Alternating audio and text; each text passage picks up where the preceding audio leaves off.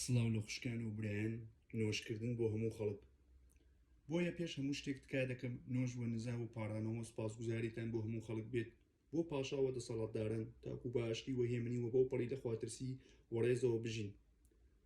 ئەمەش چاک و پەسەند کراوە لە لای خودای ڕزگارکەرمان ئەوەی دەیەوێت هەموو خەڵکی ڕێزیان ڕزگاریان بێت و بە بەرەوناسینی ڕاستی بێن، چونکە خودای یەکەوە یەک ئاشتی کەرەوە لە نێوان خوددا و مرۆڤدایە، ئەویش یەشوعی مەسیحی مرۆڤە، ئەوەی خوێنی خۆی کردە بەهای ئازادی بۆ هەمووان، شایەتیدانیش لە کاتی گونجاو بوو.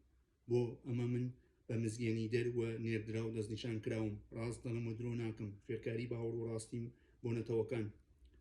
جا دەمەوێت پیاوان لە هەموو شوێنێکدا نۆژ بکەنوە بێت و ڕێی و مشت و مڕدەستی پاکیان بەرز بکەنەوە، ژنانیش پۆشاکیان بە شەرمەوە بێت بەڕێز وە شیاوی خۆیان برازێننەوە، نەک بە ئەرگیجەوە بە زێروە مرواری و جلی گرانبەها، بەڵکو بە کردداری چاک شێواوی ژنێک بێت کە بانگێشەی دەخواترسی بکات.